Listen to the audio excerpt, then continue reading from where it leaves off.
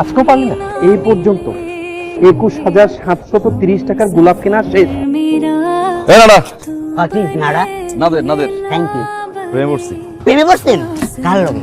7 number সেক্টরে দীপা আছে না, দীপার লগে কি কালকে প্রপোজ করছে, খারার উপর রাজি হয়ে গেছি। রেস্টুরেন্টে খাইতে গেছে, পার্কে ডেটিং এ গেছে, তারপর বন্ধুর বাসায়। এই বেটা, এই তোরে তোমার কথা কেন বলবো রে? এটা কি করলি তুই?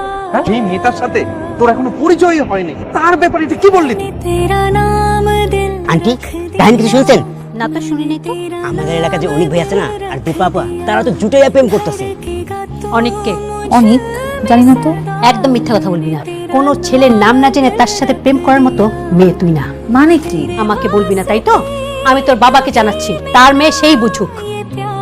আমি সত্যি প্রেম করছি না, 1 সত্যি 2 সত্যি 3 সত্যি।